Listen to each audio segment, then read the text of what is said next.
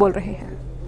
हथियारों की forensic analysis भी की गई है, जिससे यह पूरी तरह से स्पष्ट हो चुका है वे वही हथियार हैं जिनका इस्तेमाल पहलगाम में हुए आतंकी हमलों में किया गया था।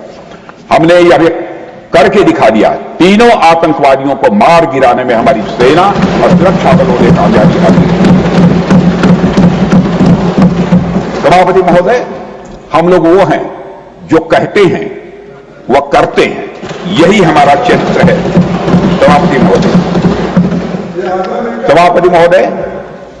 सभापति महोदय, जैसा कि सदन को जानकारी है कि 6 और 7 मई 2025 को भारतीय सेनाओं ने ऑपरेशन सिंदूर के नाम से एक ऐतिहासिक सैन्य कार्रवाई को अंजाम दिया था। यह केवल एक सैन्य कार्रवाई नहीं थी सभापति महोदय, बल्कि यह भारत की संप्रभुता और आतंकवाद के खिलाफ हमारी नीति का एक प्रभावी प्रदर्शन था। सभापति महोदय, 22 अप्रैल 2025 को जम्मू कश्मीर के पहलगाम इलाके में आतंकवादियों ने एक बड़ी कायराना हरकत करते हुए सरेआम 25 भारतीय और एक नेपाली नागरिक की हत्या कर दी थी। वे लोग वहां जब निर्दोष लोगों को मार रहे थे, उनका धर्म पूछकर मार रहे थे।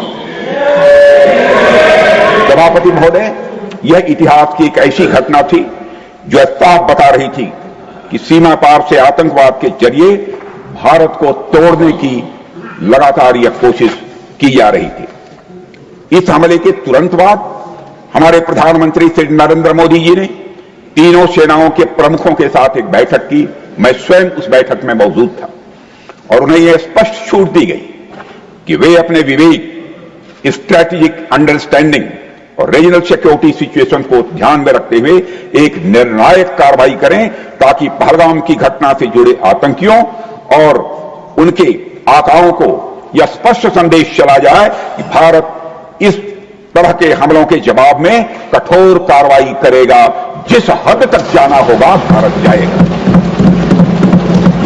सभापति महोदय, इसके बाद हमारे सैन्य नेतृत्व ने न केवल अपनी मैच्योरिटी दिखाई है, बल्कि इस स्ट्रेटेजिक विजडम का भी उन्होंने प्रदर्शन किया है, जिसकी उम्मीद भारत जैसी एक रिस्पांसिबल पावर से की जाती है। सभापति महोदय, ऑपरेशन सिंदूर को अंजाम देने से पहले हमारी सेनाओं ने हर पहलुओं पर बहुत ही गहराई से अध्ययन किया। हमारे पास कई विकल्प थे, लेकिन हमने उस विकल्प को चुना जिसमें आतंकवादियों और उनके ठिकानों को तो अधिकतम नुकसान पहुंचे, मगर पाकिस्तान के आम नागरिकों की कोई क्षति न होने पाए, इसकी भी हम लोगों ने चिंता की। सभापति महोदय, हमारी सेनाओं के द्वारा की गई वेल कोऑर्डिनेटेड स्ट्राइक्स ने 9 टेररिस्ट इंफ्रास्ट्रक्चर टारगेट्स पर सटीक प्रहार किए और इस सैन्य कार्रवाई में एक अनुमान के अनुसार करीब 100 से काफी अधिक आतंकवादी, उनके ट्रेनर्स, उनके हैंडलर्स और सहयोगी मारे गए। इनमें से अधिकांश जैसे मोहम्मद, लश्कर-ए-तोयबा और हिजबुल मुजाहिदीन जैसे आतंकी संगठनों के से संबंधित थे। ये वही आतंकी संगठन हैं सभापति महोदय जिन्हें पाकिस्तान की सेना और आईएसआई का खुला समर्थन प्राप्त है। सभापति महोदय, हमारी कार्रवाई पूरी तरह से सेल्फ डिफेंस में थी। यह न तो प्रोएक्टिव थी और न ही एक्सपेंशनिस्ट थी। फिर भी 10 मई 2025 को रात लगभग 1:30 पर पाकिस्तान ने बड़े पैमाने पर भारत के ऊपर मिसाइल, ड्रोन और अन्य लॉन्ग रेंज वेपन्स का खुलकर इस्तेमाल किया और इसके साथ साथ उन्होंने इलेक्ट्रॉनिक वॉरफेयर से जुड़ी टेक्नोलॉजीज का भी सहारा लिया। उनके निशाने पर भारतीय वायुसेना के अड्डे थे, थल सेना के एम्यूनिशन डिपोज थे, हवाई अड्डे थे और मिलिट्री कैंट थे।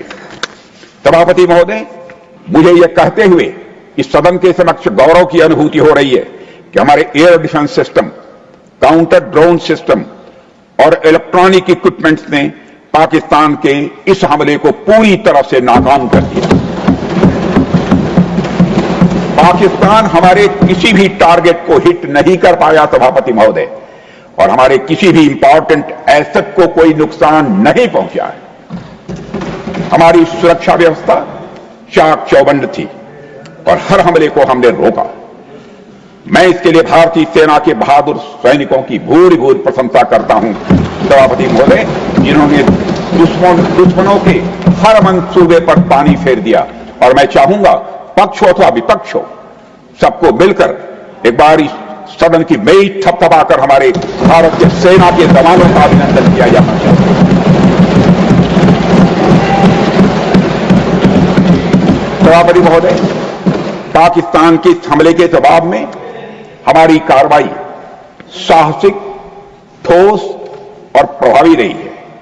भारतीय सेना ने वेस्टर्न फ्रंट पर पाकिस्तान के हवाई अड्डों, कमांड एंड कंट्रोल उनके जो सेंटर्स थे, उसे मिलिट्री इंफ्रास्ट्रक्चर्स और एयर डिफेंस सिस्टम को निशाना बनाया और इस मिशन को हमारी सेनाओं ने सफलतापूर्वक अंजाम देने में कामयाबी हासिल की है। सभापति महोदय, हमारी सेनाओं ने चकलाला, सरगोधा, रफीकी, सीट पर जैकबाबाद, सुक्कू, बोलारी जैसे बड़े एयरबेस पर प्रहार किया और पूरी दुनिया ने भारतीय वायुसेना के शौर्य और पराक्रम की तस्वीरें देखी, सैटेलाइट इमेजरी लोगों ने देखी।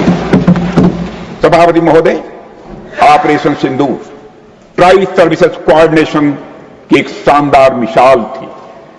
भारतीय वायुसेना ने आसमान से हमले किए, हमारे थल सेना ने जमीन पर अपना मोर्चा संभाल लिया। सभापति महोदय, और हमारे जवान नियंत्रण रेखा पर पूरी ताकत से डटे रहे और पाकिस्तान की हर हरकत का करारा जवाब दिया। भारतीय नौसेना ने भी उत्तरी अरब सागर में अपनी तैनाती मजबूत कर दी। भारतीय नौसैनिकों ने पाकिस्तान को यह साफ संदेश दे दिया कि हम समुद्र से लेकर जमीन तक, सभापति महोदय, पाकिस्तान के हर महत्वपूर्ण ठिकानों पर प्रहार करने में न केवल सक्षम हैं, बल्कि हम पूरी तरह से तैयार हैं। सभापति महोदय, इस ऑपरेशन का मकसद आतंकी ठिकानों को तबाह करना था और यह साफ संदेश देना था कि भारत आतंकवाद के खिलाफ जीरो टॉलरेंस रखता है। सभापति महोदय, ऑपरेशन सिंदूर का ओवरऑल पॉलिटिको मिलिट्री ऑब्जेक्टिव यह था कि आतंकवाद के रूप में प्रॉक्सी वार लड़ रहे पाकिस्तान को सजा दी जाए। इसी वजह से आर्म्ड फोर्सेस को पूरी आजादी दी गई थी कि वो अपने टारगेट खुद चुने और उसका करारा जवाब दें। सभापति महोदय, इस ऑपरेशन का उद्देश्य कभी भी युद्ध छेड़ना नहीं था, बल्कि फोर्स के डिमॉन्स्ट्रेटिव यूज से एडवर्सरी को झुकाने के लिए मजबूर करना था। सभापति महोदय, 10 मई की सुबह जब भारतीय वायुसेना ने पाकिस्तान की मल्टीपल एयरफील्ड पर करारा प्रहार किया तो पाकिस्तान ने हार मान ली। सभापति महोदय, और हॉस्टिलिटीज रोकने की उनके डीजीएमओ के द्वारा पेशकश की, हमारे डीजीएमओ के द्वारा नहीं। यह हॉस्टिलिटी रोकने की पेशकश पाकिस्तान के डीजीएमओ के द्वारा की गई और यह पेशकश इस शर्त के साथ स्वीकार की गई कि ऑपरेशन केवल स्थगित किया जाएगा, यह समाप्त नहीं किया जाएगा। ऑपरेशन सिंदूर स्थगित किया जाएगा अगर पाकिस्तान के ओर से भविष्य में कोई आतंकी करतूत की गई तो हम फिर ऑपरेशन शुरू करने में रंच मात्र भी संकोच नहीं करेंगे।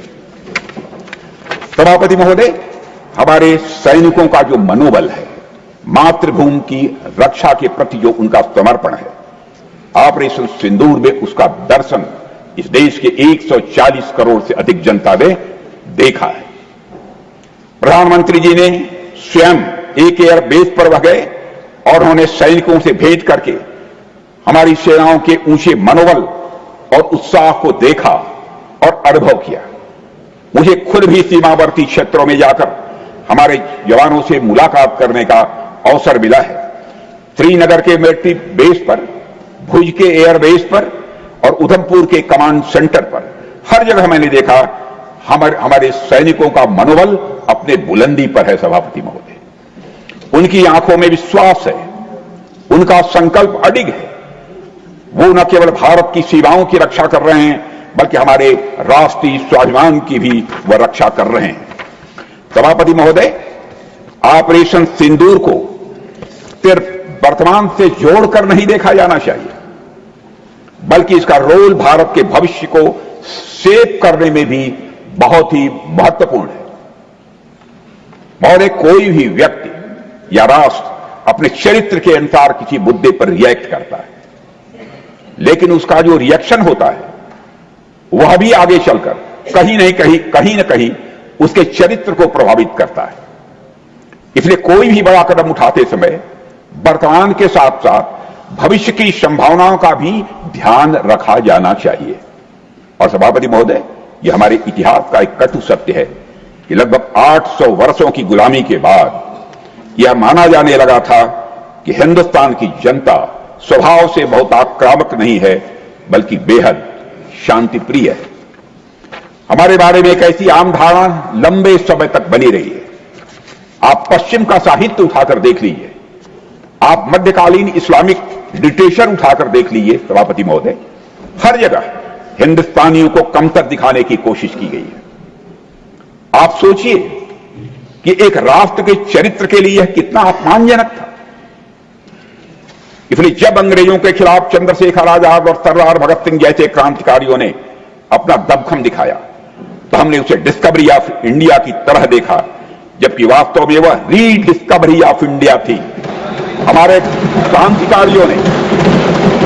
क्रांतिकारियों ने यह दिखाया सभापति महोदय कि हम भीरू नहीं हैं, हम कायर नहीं हैं, बल्कि हम आत्मसम्मान के लिए, अपनी सुरक्षा के लिए लड़ना जानते हैं और किसी हद तक जाने की हम कुवत रखते हैं।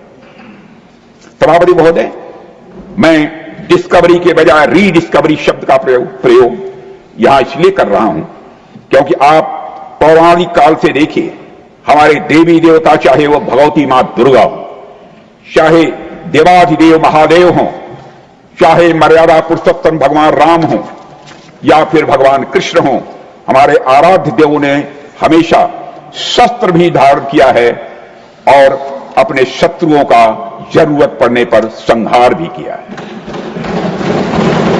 उन्होंने हमें, हमारे इन महापुरुषों ने, इन देवताओं ने हमें कभी कायरता का पाठ नहीं सिखाया है सभापति महोदय। गोस्वामी तुलसीदास जी एक जगह कहते हैं रामायण में, तुलसी मस्तक तब नवे जब धनुष बाण लेऊ हाथ, अर्थात हे प्रभु, आप कितने ही सुंदर, सलोने और सुशील हैं, बहुत अच्छी बात है, पर तुलसी का मस्त आपके सामने तब झुकेगा जब आप धनुष बाण अथवा अपनी शक्ति धारण करेंगे। समय का एक ऐसा दौर आया जब हिंदुस्तानियों को कमजोर समझा जाने लगा था सभापति महोदय, लेकिन अब हम अपनी पहचान को रीडिफाइन कर रहे हैं, पुनर्परिभाषित कर रहे हैं, और ऑपरेशन सिंदूर उसी का ही एक शानदार उदाहरण है। सभापति महोदय, आतंकियों ने भारत को एक सॉफ्ट स्टेट समझ रखा था। उनके लिए भारत पर आतंकवादी हमला करना एक तरह से लो कास्ट और हाई रिटर्न का यह मामला बन गया था। दो चार उनके नौसिखिए रंगरूट आते थे और हमारे नागरिकों को हताहत करके चले जाते थे। पहले की सरकारें चुपचाप यह तमाशा देखती रहती थी, इसलिए आतंकियों को लगा कि भारत अब एक सॉफ्ट स्टेट बन चुका है। सभापति महोदय, इकोनॉमिक्स की एक थियरी है और आप जैसे स्वाध्यायी लोगों ने उस थियरी को जरूर पढ़ा होगा। वह इकोनॉमिक्स की थियरी है गेम थ्योरी, और यह थ्योरी बताती है कि जब, हमारे चिदंबरम साहब भी अच्छी तरह जानते होंगे इस इकोनॉमिक्स की थियरी को, गेम थियरी, यह थियरी बताती है कि जब किसी को यह लगता है किसी काम में लो कास्ट और हाई रिटर्न है, तो उस व्यक्ति को वह काम करने में मजा आता है। सभापति महोदय, पाकिस्तान ने और आतंकवादियों ने इसी गेम थियरी के अंतर्गत भारत को हमेशा अपने टारगेट पर रखा, लेकिन माननीय प्रधानमंत्री श्री नरेंद्र मोदी के नेतृत्व में हमने यह सुनिश्चित किया है कि हम पाकिस्तान के लिए इस पेज ऑफ कैलकुलस को चेंज करेंगे और हम आतंकवाद को उनके लिए एक कास्ट मिस एडवेंचर बनाकर ही रहेंगे, ताकि आतंकवादियों के जेहन में यह बात बैठ जाए और अच्छी तरह बैठ जाए कि यदि हमारे एक भी भारतीय नागरिक को कुछ हुआ तो उनके पूरे आतंक ठिकानों को हम जड़ से निस्त नाबूद कर दें। इसलिए सभापति महोदय, मैं मानता हूं कि प्रधानमंत्री मोदी जी के नेतृत्व में किया गया ऑपरेशन सिंदूर एक गेम चेंजर साबित हुआ है। सभापति महोदय, यह तो रही वर्तमान की बात, लेकिन भविष्य के हिसाब से ऑपरेशन सिंदूर का महत्व यह है कि भारत का नागरिक अब किसी सॉफ्ट देश का वल्नरेबल सिटीजन नहीं है, बल्कि अब एक मजबूत भारत का स्वाभिमानी नागरिक है। सभापति महोदय,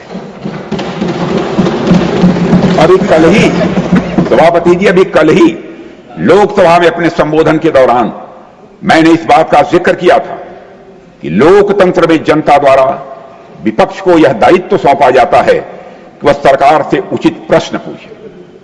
खैर, विपक्ष ने जो प्रश्न पूछे उनका जिक्र मैं कल कर चुका हूं, इसलिए आज चर्चा नहीं करूंगा।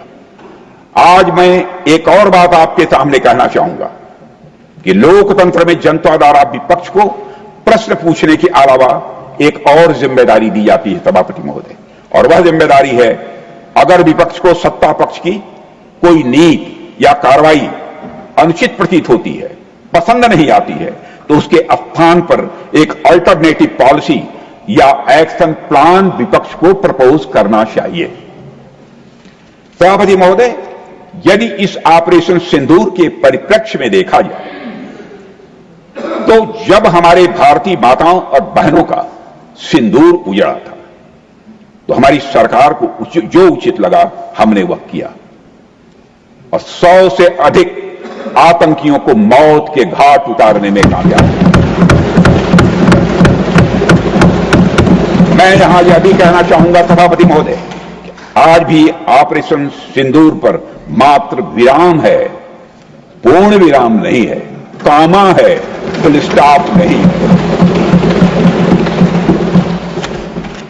अगर किसी को यह लगता है कि हमने ऑपरेशन सिंदूर करके ठीक नहीं किया, तो मैं उन्हें आमंत्रित करता हूं, वह जनता को बताएं कि उनके पास इसका अल्टरनेटिव एक्शन प्लान क्या है। हमारी माताओं बहनों का सिंदूर उजड़ गया तो क्या हम पाकिस्तान के साथ डिप्लोमेटिक इंगेजमेंट करें? क्या हम पाकिस्तान को डोजियर सौंपें? क्या हम अंतर्राष्ट्रीय संगठनों में जाकर केवल बातें करें? जब हमारे विपक्ष के साथी सत्ता में थे, तो आतंकी हमले होने पर वे ऐसे ही कदम उठाया करते थे। क्षमा कीजिएगा खड़गे जी, मैं विपक्ष का बहुत सम्मान करता हूं, और स्वस्थ लोकतांत्रिक व्यवस्था में विपक्ष का सम्मान किया भी जाना चाहिए। और सभापति महोदय, कुछ लोगों को लगता है कि पाकिस्तान के पास न्यूक्लियर वेपन्स हैं तो उनसे केवल बातचीत करनी चाहिए, छेड़ना नहीं चाहिए। इस न्यूक्लियर ब्लफ के कारण हमने न जाने कितने नागरिकों को खो दिया है सभापति महोदय। हमारा विजन है कि अब ईंट का जवाब पत्थर से दें।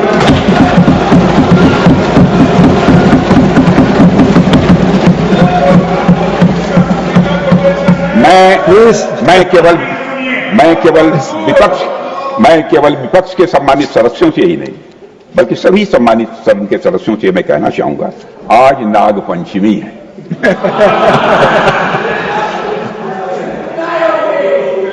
नागपंचमी के दिन नागों को दूध पिलाना तो यह उचित है सभापति को, परंतु रोज नहीं। हमारा विजन है कि ऑपरेशन सिंदूर सतत चलता रहे, बीच में इसके विराम भले ही हो सकते हैं, लेकिन पूर्ण विराम कभी नहीं होगा जब तक आतंकवाद का उठाया। सभापति महोदय, आज जब मैं देश के अलग अलग हिस्सों में जाता हूं तो मुझे भारतीय जनता का हमारी सरकार के इस विजन के प्रति अटूट विश्वास दिखाई देता है। पर कुछ हमारे मित्र हैं, क्या चाहते हैं वह हमारी समझ के बाहर है। इसका हमारे सम्मानित नेता प्रतिपक्ष खड़े होंगे तो जवाब देंगे, लेकिन हमारी समझ के बाहर है सभापति महोदय। जब आप सत्ता में थे तो आपकी पॉलिसी पैरालिसिस ने देश को नुकसान पहुंचाया है, मैं विनम्रता के साथ यह कहना चाहता हूं। और आज जब आप विपक्ष में हैं तो आपकी पॉलिसी बैंकरप्सी देश के लिए और लोकतंत्र के लिए चिंता का विषय बन चुकी है। सभापति महोदय, हमारे विपक्ष के कुछ मित्र यह भी कह रहे हैं कि ऑपरेशन सिंदूर के दौरान हमें पाक ऑक्युपाइड कश्मीर यानी पीओके पर कब्जा कर लेना चाहिए था, पहले क्यों नहीं किया? जब मैं विपक्ष के अपने साथियों से यह बातें सुनता हूं, सभापति महोदय, मुझे आश्चर्य होता है कि ये लोग मन से यह बातें कर रहे हैं या केवल सिर्फ दिखावा मात्र है। खैर जो भी हो, खैर सभापति महोदय, जो भी हो, हमेशा से ही भारतीय जनता पार्टी का और खुद मेरा भी यह स्टैंड रहा है कि वह दिन जरूर आएगा जब पाक ऑक्युपाइड कश्मीर के लोग, जब पाक ऑक्युपाइड कश्मीर के लोगों को भारत की शासन व्यवस्था का अंग बनने का सौभाग्य प्राप्त होगा।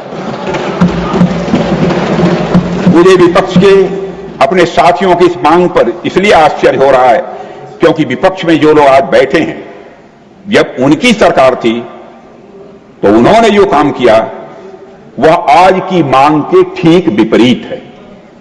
मैं उत्तर प्रदेश के पूर्वांचल का रहने वाला हूं, बनारस का। कर्म क्षेत्र हमारा उत्तर प्रदेश की राजधानी लखनऊ है, जहां से मैं सांसद हूं। और हमारी पूरब में बहुत पुरानी कहावत है, बचपन की वो कहावत मुझे याद है, बाप मरा अधियारे मां, बाप मरा अधियारे मां, बेटवा का नाम पावर हाउस। माने बाप तो अंधेरे में मर गया लेकिन बेटे का नाम पावर हाउस। यानी बाप जीवन भर अंधेरे में रहा और बेटे ने अपना नाम पावर हाउस रख लिया। सभापति महोदय, जब हमारे कुछ मित्र जो आज कभी सत्ता में थे, आज विपक्ष की चेयर पर बैठे हैं, जब वो देश की शासन व्यवस्था चला रहे थे तो उन्होंने और उनके पॉलिटिकल सीनियर्स ने भारत में हुए आतंकी हमलों के जवाब में पाकिस्तान पर कोई कार्रवाई नहीं की, क्योंकि उन्हें डर था कि पाकिस्तान एक न्यूक्लियर वेपन स्टेट है। और आज जब हम पाकिस्तान को मुंह तोड़ जवाब दे रहे हैं तो मुझे इस अंधेरे और पावर हाउस वाली बाप बेटे की कहानी स्वाभाविक रूप से याद आ रही है, इसलिए मैंने उसकी चर्चा की। आज विपक्ष के हमारे साथियों को का पीओके प्रेम देखकर मुझे एक गजल भी याद आ रही है, जिसका एक शब्द बदलकर मैं आपको सुनाना चाहता हूं। गजल भी सुना रहा हूं पूरी ईमानदारी के साथ, एक शब्द बदलकर मैं गजल सुना रहा हूं। पीओके लुटने का सबब पूछो न सबके सामने, पीओके लुटने का सबब पूछो न सबके सामने, नाम आएगा तुम्हारा ये कहानी फिर सही। खैर देर से ही सही, सभापति महोदय, खैर देर से ही सही, खैर देर से ही सही।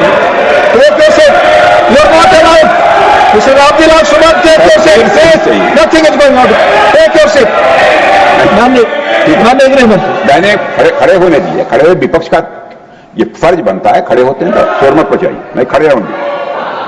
खैर देर से ही सही, अगर विपक्ष के हमारे साथियों को सद्बुद्धि आई है तो मैं उन्हें आश्वस्त करता हूं कि देश की जनता का आशीर्वाद रहा और ईश्वर की इच्छा रही तो दिन दूर नहीं जब पाक ऑक्युपाइड कश्मीर लोगों को भी घर वापसी होगी। और वह दिन, सभापति महोदय, सदन में मैं बहुत सोच समझकर नाप तोल बोल रहा हूं, वह दिन आएगा, निश्चित समय नहीं बतला सकता, जरूर आएगा, जबकि पीओके के लोग, जबकि पाक ऑक्युपाइड कश्मीर के लोग बोलेंगे मैं भी भारत हूं।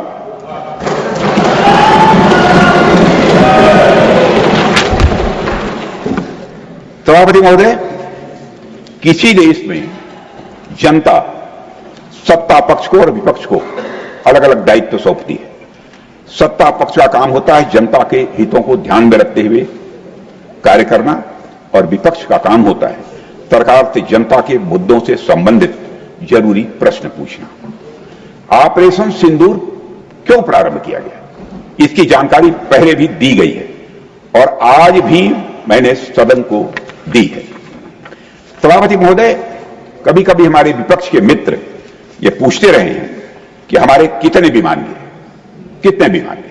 मुझे लगता है कि उनका यह प्रश्न हमारी राष्ट्रीय जनभावनाओं का सही प्रतिनिधित्व नहीं कर पा रहा।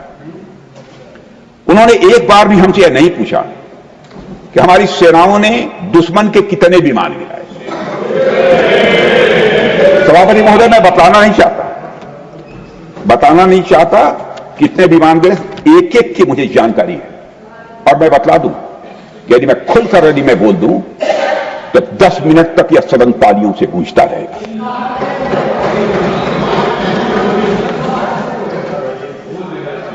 यदि उन्हें प्रश्न पूछना ही है, सभापति महोदय, यदि यह प्रश्न पूछना ही है तो उनका प्रश्न यह होना चाहिए, क्या भारत ने आतंकवादी ठिकानों को तबाह किया? तो उसका उत्तर है हां, तबाह किया।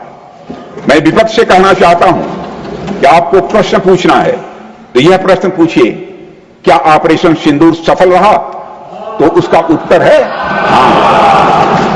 आपको प्रश्न पूछना है तो यह प्रश्न पूछिए कि जिन आतंकियों ने हमारी बहनों, हमारी बेटियों का सिंदूर मिटाया, क्या हमारी सेनाओं ने ऑपरेशन सिंदूर में उन आतंकियों के आकाओं को मिटाया?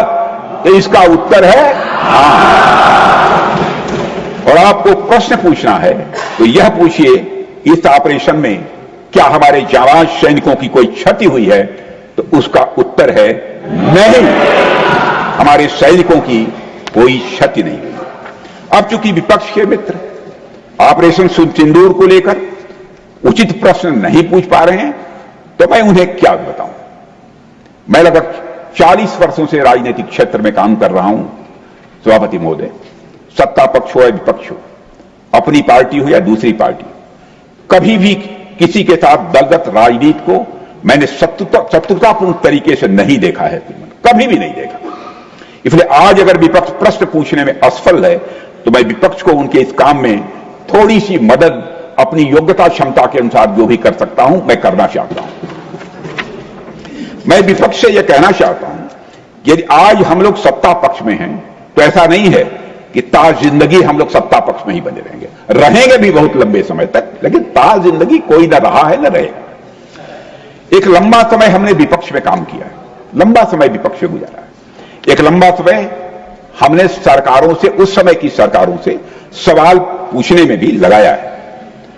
जनता ने जब हमें विपक्ष में रहने का दायित्व सौंपा था तो हमने विपक्ष में रहकर विपक्ष की भूमिका को बड़े ही सकारात्मक तरीके से निभाया है। विपक्ष में रहकर हमने कैसे प्रश्न पूछे, इसके कुछ उदाहरण मैं आपके सामने रखना चाहता हूं। 1962 में, 1962 में चीन के साथ हुए युद्ध में जब दुखद परिणाम आया तो हमने सरकार से प्रश्न जो पूछे थे, लेकिन वह प्रश्न यह था कि हमारे देश की धरती पर दूसरे देश का कब्जा कैसे हो गया प्रधानमंत्री? 62 में पूछा था। हमने यह प्रश्न पूछा था कि हमारी सेना और हमारी जनता को क्यों अपमानित होना पड़ा था। हमने यह प्रश्न पूछा था कि बड़ी संख्या में हमारे सैनिक हताहत क्यों हुए। हमने यह प्रश्न नहीं पूछा था कि हमारे टैंक, हमारी मशीनें, हमारी बंदूकें क्यों ध्वस्त हो गई। यह नहीं पूछा था। मशीनों और तोपों की चिंता न करके हमने भारत की भूमि और देश के सैनिकों की चिंता की उस समय। सभापति महोदय, इसी तरह 71 के युद्ध में 71 में जब श्रीमती इंदिरा गांधी जी भारत की प्रधानमंत्री थी, जब भारत ने पाकिस्तान को सबक सिखाया तो हमने अपने राजनीतिक और सैन्य नेतृत्व की प्रशंसा की और श्रीमती इंदिरा गांधी की भी खुलकर संसद में प्रशंसा की थी। हमने इस बात की खुशी जाहिर की कि हमने अपने शत्रु को सबक सिखाया है।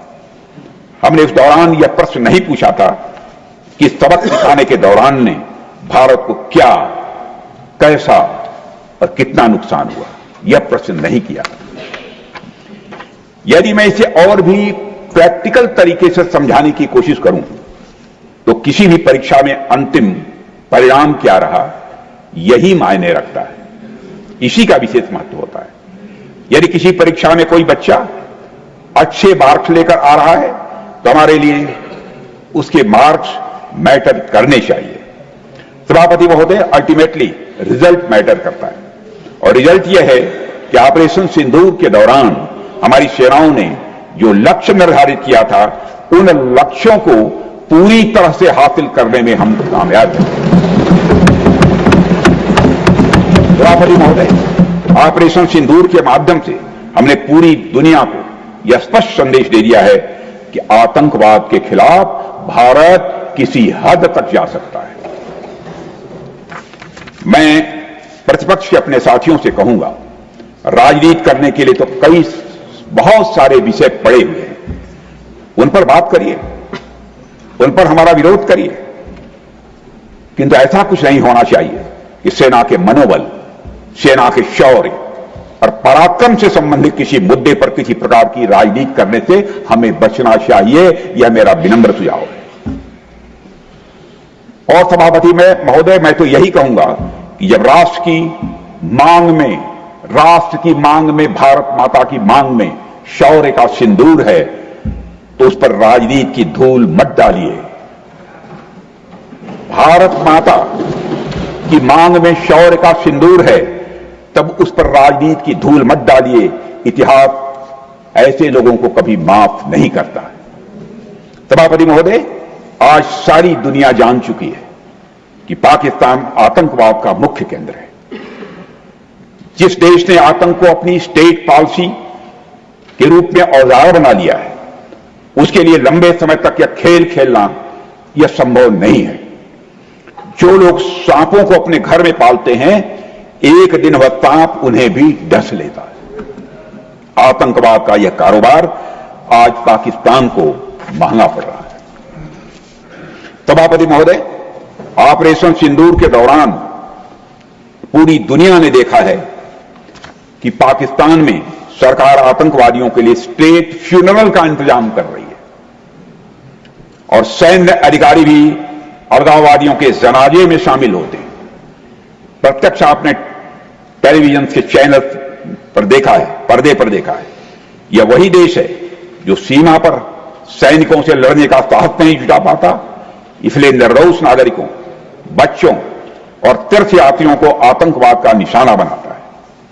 पाकिस्तान की सेना और आईएसआई आतंकवाद को एक प्रॉक्सी वार के रूप में इस्तेमाल करती हैं सभापति महोदय, और उसके सहारे वे भारत को डिस्टेबलाइज करने की कोशिश करती हैं और भारत को डिस्टेबलाइज करने का वह सपना भी देखते हैं। मैं लोकतंत्र के मंदिर में खड़े होकर यह बात कह रहा हूं सभापति महोदय कि भारत को 1000 कट्स देने का सपना पालने वालों का सपना कभी भी किसी भी सूरत में पूरा नहीं हो। और ऐसा भारत नहीं है।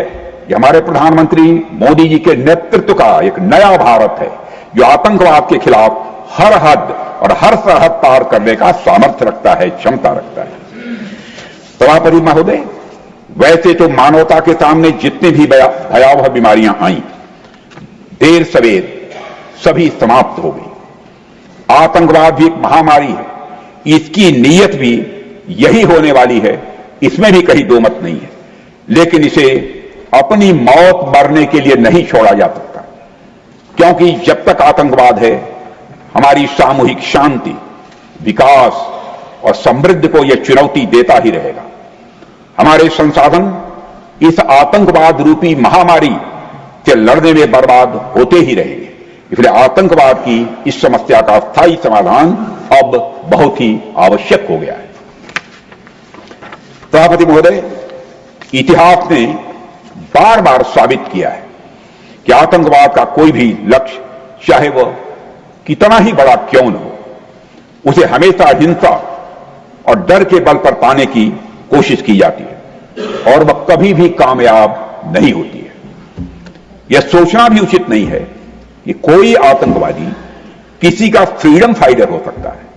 यह बात मैंने इस्लामाबाद में सार्क गृह मंत्रियों की 2016 में हुई बैठक में पूरी साफ गोई के साथ रखी थी, क्योंकि पाकिस्तान का एक वर्ग आतंकवादियों को फ्रीडम फाइटर साबित करना चाह रहा था, इसलिए यह बात मैंने उस समय रखी थी।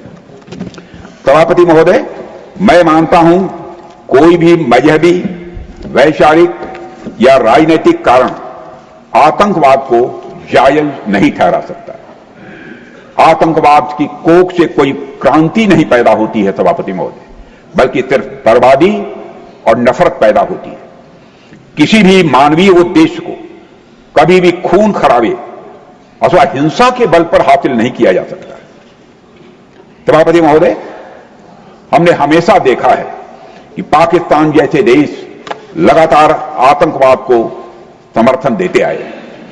यह कितना विरोधाभास है कि भारत और पाकिस्तान दोनों एक ही समय आजाद हुए, लेकिन भारत आज पूरी दुनिया में जहां आप मदर ऑफ डेमोक्रेसी के रूप में उसे पहचान मिली है, वही Pakistan father of global terrorism बनकर उभरा। सभापति महोदय, पाकिस्तान ने हमेशा आतंकवादियों को पनाह दी है, अपनी जमीन पर उन्हें ट्रेनिंग और कई तरह की समय समय पर मदद भी की है और लगातार मदद कर रहा है। पहलगाम तो सिर्फ एक उदाहरण है, यह एक मिसाल है। पाकिस्तान समर्थित आतंकवादियों के गुनाहों की यदि लिस्ट देखें तो सभापति महोदय, यह लिस्ट बहुत ही लंबी है। पाकिस्तान हर बार आतंकवाद को सही ठहराने की कोशिश में वह लगा रहता है। इसलिए जरूरी है कि आतंकवाद के खिलाफ लड़ाई में सिर्फ आतंकवादियों को ही नहीं, बल्कि उनके मदद करने वाले पूरे टेरर इंफ्रास्ट्रक्चर को ही हम खत्म करें। इसके अलावा कोई विकल्प नहीं।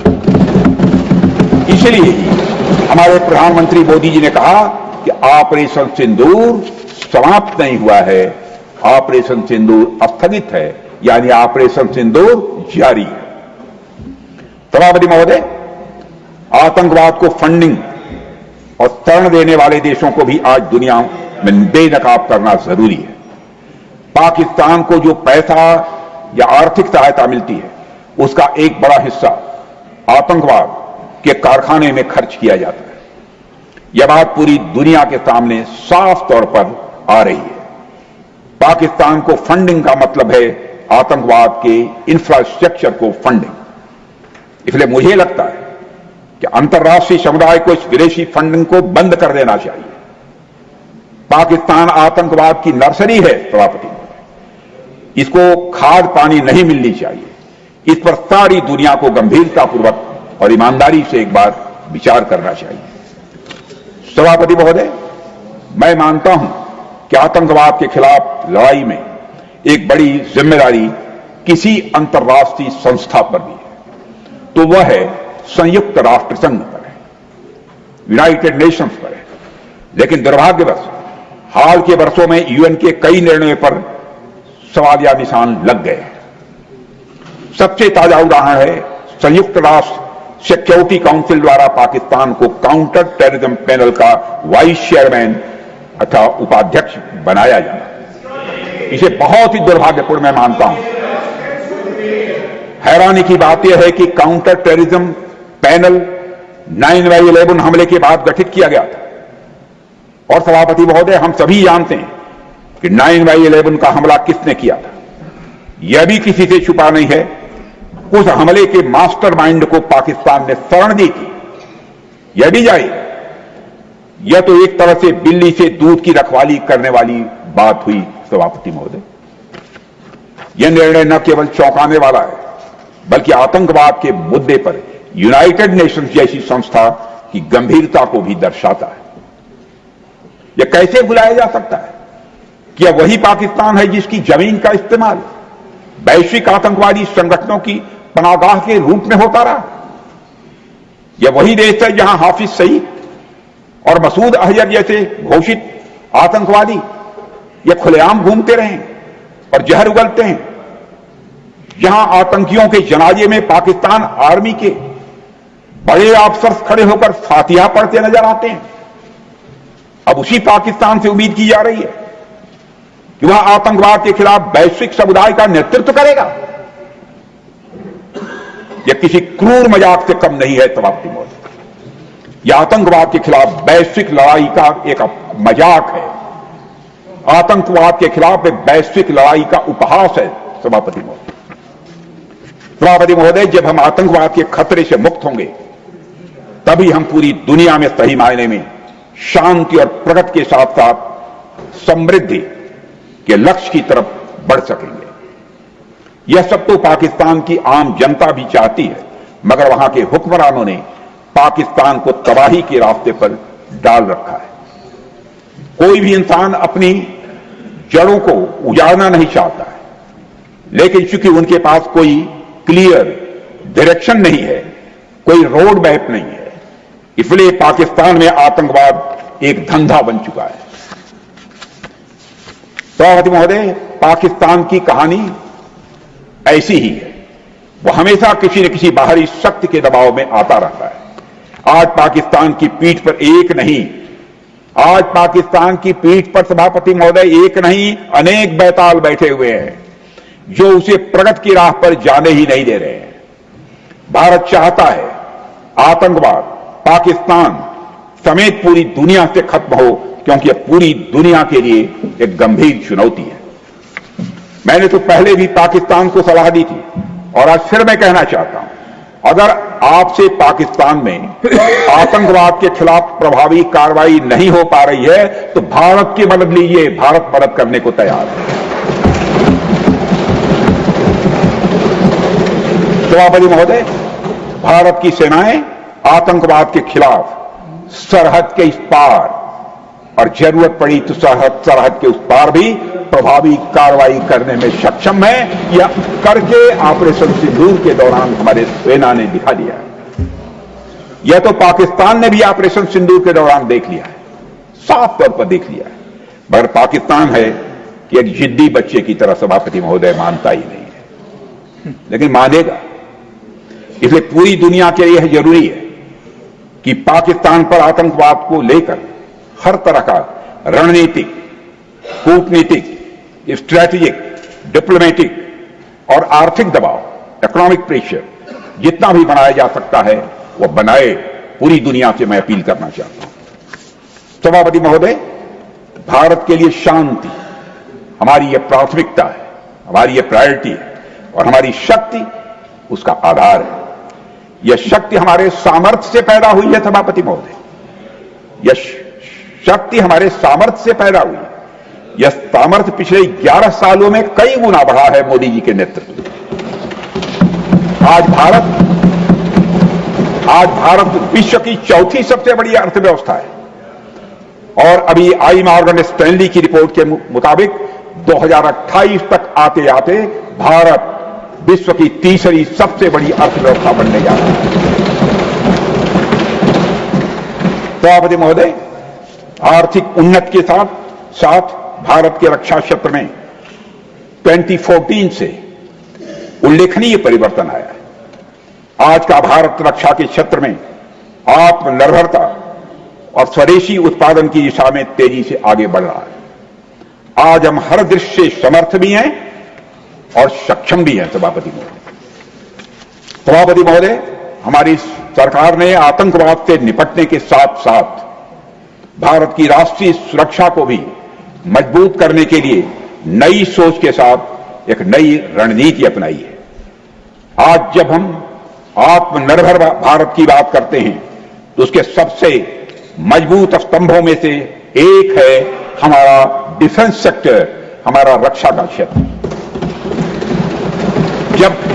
सभापति महोदय, जब कोई राष्ट्र अपने सुरक्षा उपकरण, अपने हथियार, अपने फाइटर प्लेन्स और मिसाइलें खुद बनाना शुरू कर दें तो वह न केवल खुद पर विश्वास करना सीखता है बल्कि दुनिया को भी यह संदेश देता है कि अब हम आत्मनिर्भर हैं, अब हम सक्षम हैं और किसी के मोहताज नहीं। सभापति महोदय, भारत आज सिर्फ सीमाओं की रक्षा नहीं कर रहा है बल्कि एक ऐसी व्यवस्था खड़ी कर रहा है जो हमें सामरिक, आर्थिक और तकनीकी दृष्टि से लगातार मजबूत बना रही है। पहले हम रक्षा उपकरणों के लिए पूरी तरह से विदेशों पर निर्भर थे, लेकिन आज मैं पूरे गौरव के साथ कहना चाहता हूं, गर्व के साथ नहीं, गौरव के साथ, कि भारत डिफेंस के मामले में बड़ी तेजी से आत्मनिर्भर बन रहा है। भारत डिफेंस सेक्टर में 2014 के बाद से कई रक्षा क्षेत्र में उल्लेखनीय बहुत ही रिमार्केबल चेंजेस हुए हैं, बहुत हुए। प्रधानमंत्री श्री नरेंद्र मोदी जी के नेतृत्व में भारत के रक्षा क्षेत्र को मजबूती देना यह हमारी सरकार की प्रायोरिटीज में टॉप पर है इस समय।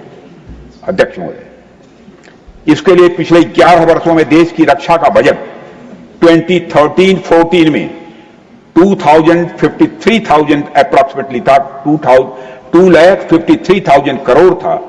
वह अब लगभग 3 टाइम्स बढ़कर 2024-25 में 6,21,000 करोड़ से अधिक पहुंच गया। और अब यह भी बताना चाहता हूं सभापति महोदय, इस बार और बढ़ने वाला है। सभापति महोदय, आज भारत की सेनाओं के पास केवल इंपोर्टेड हथियार नहीं है, बल्कि इस देश में बनी मिसाइलें, टैंक और अन्य सिस्टम एवं प्लेटफॉर्म्स भी हैं। हमारी अग्नि, हमारी पृथ्वी, ब्रह्मोस जैसी मिसाइलें आज दुश्मन को जवाब देने के लिए तैयार खड़ी हैं। और यह सब भारत में बनी है, भारत की धरती पर बनी है, भारतवासियों के हाथों से बनी। और हमारे देश में आईएनएस विक्रांत जैसे एयरक्राफ्ट, सभापति महोदय, आईएनएस विक्रांत जैसे एयरक्राफ्ट कैरियर बनाने की भी हमारी ताकत है, बनाया है। सभापति महोदय, आपको जानकर यह सुखद अनुभूति होगी कि आज भारत का डिफेंस एक्सपोर्ट 2014 के तुलना में लगभग 35 गुना 35 टाइम्स बढ़ चुका है, 35 टाइम्स बढ़ चुका है। 2013-14 में भारत से होने वाला डिफेंस एक्सपोर्ट अप्रॉक्सीमेटली 686 करोड़ था। वो आज 24-25 में बढ़कर मोर देन 24,000 करोड़ पहुंच गया।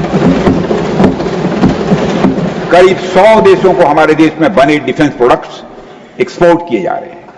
हमारा यह लक्ष्य है कि इस साल हमारा डिफेंस एक्सपोर्ट 30,000 करोड़ रुपए और 2029 आते आते 50,000 करोड़ रुपए तक पहुंच जाए। मुझे पूरा विश्वास है कि हम इस लक्ष्य को हासिल करके रहेंगे। आज हम दुनिया की टॉप 10 एक्सपोर्टर्स कंट्रीज की कतार में आकर खड़े हो गए हैं। सभापति महोदय, हम अपने प्रयासों में कितना सफल रहे हैं, इसकी एक झलक आप ऑपरेशन सिंदूर के दौरान देख चुके हैं। वैसे तो रक्षा मंत्रालय समय समय पर डिफेंस एक्सपो करता रहता है, लेकिन दुनिया ने real time defence expo operation Sindoor के दौरान देखा है। मुझे पूरा विश्वास है कि भारत जल्द ही रक्षा क्षेत्र में पूरी तरह से आत्मनिर्भरता के लक्ष्य को हासिल करेगा। सभापति महोदय, भारत की रक्षा तैयारी मजबूत रखना यह एक दिन का काम नहीं है। सभापति महोदय, हमने सेनाओं को मजबूती देने के लिए और किसी भी आपात स्थिति से निपटने के लिए इमरजेंसी प्रोक्योरमेंट की भी कई बार छूट दी है, जिसका सेनाओं ने पूरा लाभ उठाया है, वह महसूस करते हैं। पाकिस्तान ही नहीं, भारत की तरफ टेढ़ी निगाह से देखने वाले हर देश को सभापति महोदय यह समझ लेना चाहिए कि आज भारत की सेनाओं में हर हालात से निपटने की ताकत भी है और हमारी सेनाओं की कुव्वत भी। हम जानते हैं कि ऑपरेशन सिंदूर के दौरान कौन सा देश क्या कर रहा था। जानते हैं, हमने ऑपरेशन सिंदूर के माध्यम से पाकिस्तान को सह देने वाली ताकतों को भी संदेश दे दिया है। सभापति महोदय, इस सदन को मैं अवगत कराना चाहता हूं। सभापति महोदय, पाकिस्तान के हुक्मरान जानते हैं कि उनके सैनिक युद्ध के मैदान में भारत से कभी जीत नहीं सकते, इसलिए वे आतंक को पालते हैं, उन्हें प्रशिक्षण देते हैं और फिर खड़े होकर सारी दुनिया के सामने अपने को निर्दोष साबित करने की कोशिश करते हैं। पाकिस्तान दोहरे मापदंड और झूठ की बुनियाद पर खड़ा दुनिया का एक ऐसा देश है जो फेल्ड स्टेट के तौर पर देखा जा रहा है। भारत ने ऑपरेशन सिंदूर के जरिए पूरी दुनिया को दिखा दिया है कि हम आतंकवाद के इस गंदे खेल को अब जड़ से खत्म करने का संकल्प ले चुके हैं।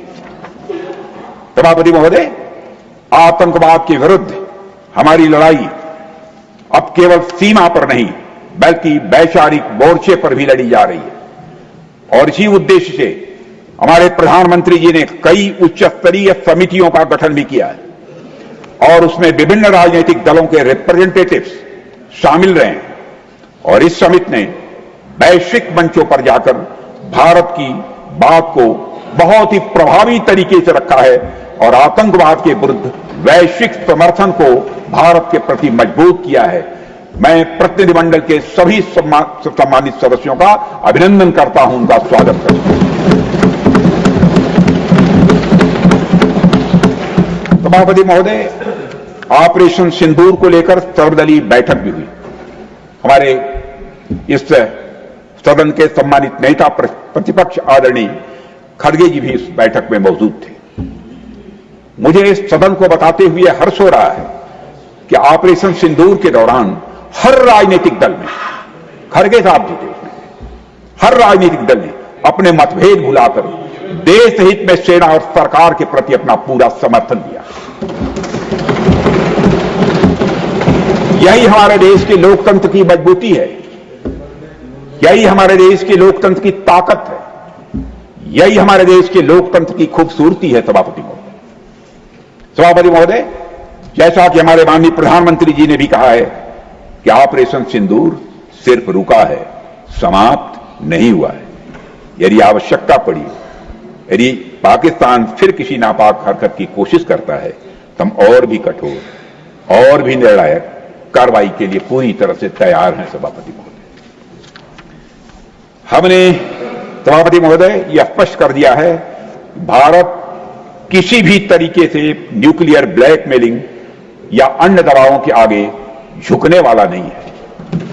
सभापति महोदय, ऑपरेशन सिंदूर के माध्यम से जो हमने किया और उसके पहले सर्जिकल स्ट्राइक और एयर स्ट्राइक के जरिए जो संदेश दिया गया वो बहुत पहले ही हो जाना चाहिए।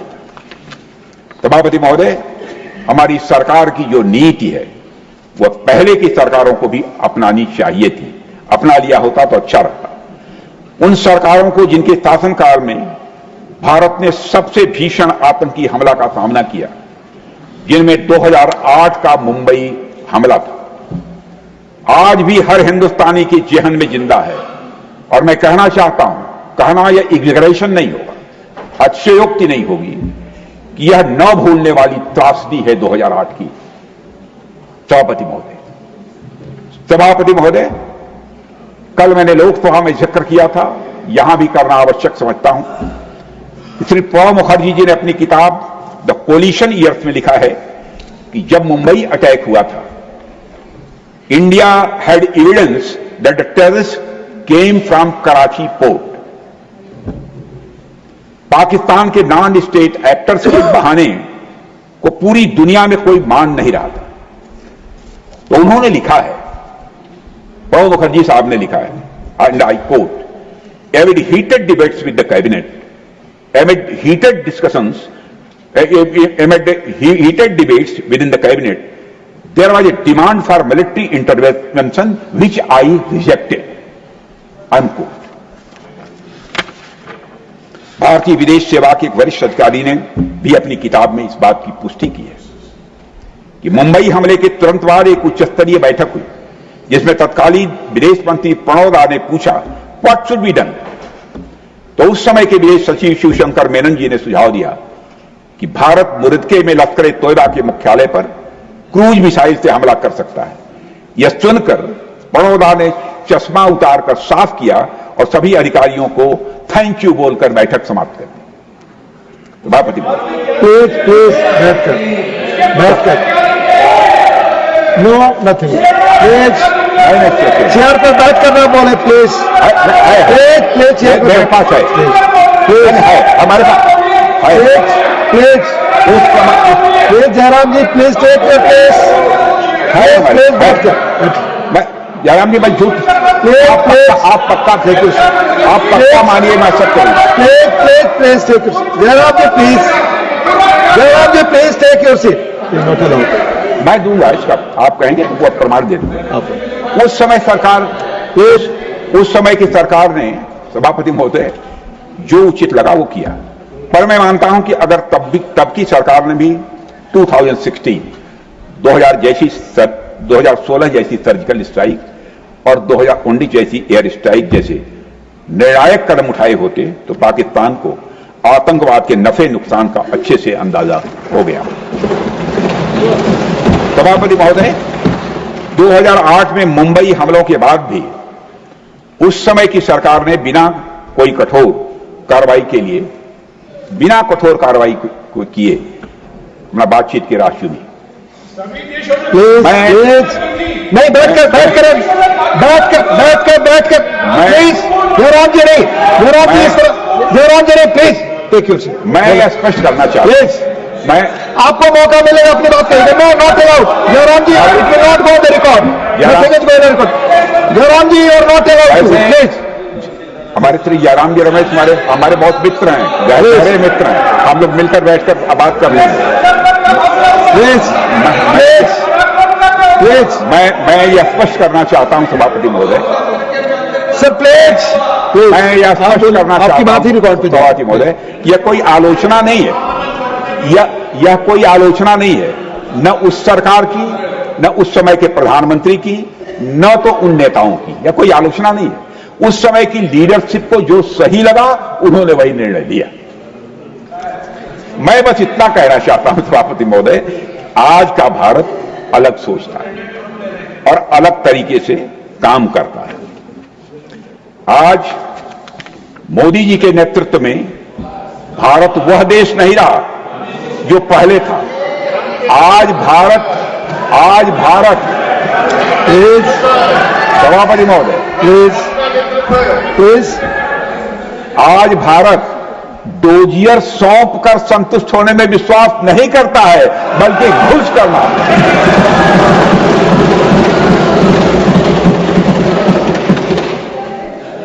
आज भारत, सभापति महोदय, बर्दाश्त नहीं करता है, बल्कि जमकर माकूल जवाब देता है।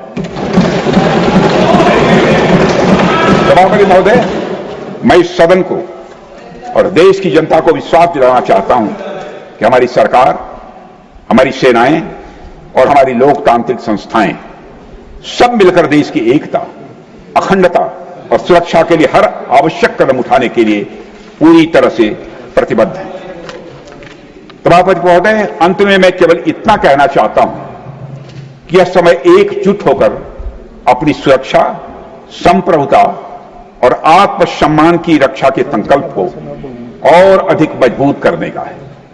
हमें यह याद रखना होगा कि हमारी सामाजिक और राजनीतिक एकता ही हमारी सबसे बड़ी ताकत है। आतंकवाद को समर्थन देने वालों को स्पष्ट संदेश चला गया है सभापति महोदय कि भारत अपनी मातृभूमि की रक्षा करने के लिए पूरी तरह से संकल्पबद्ध है। आइए हम सभी दलगत भावना से ऊपर उठकर संघवरब्धम के मंत्र से प्रेरणा लेकर एक साथ एकजुट होकर खड़े हो जाएं और हम इस राष्ट्रीय संकल्प को मजबूत करें। यही हम सबका राष्ट्रीय दायित्व है, ऐसा मैं मानता हूं। इन्हीं शब्दों के साथ आइए हम सभी एक बार फिर से सदन की मेज को थपथपाकर ऑपरेशन सिंदूर के दौरान थल सेना, वायुसेना, नौसेना के शौर्य पराक्रम का अभिनंदन करें। सभापति महोदय, बहुत बहुत धन्यवाद।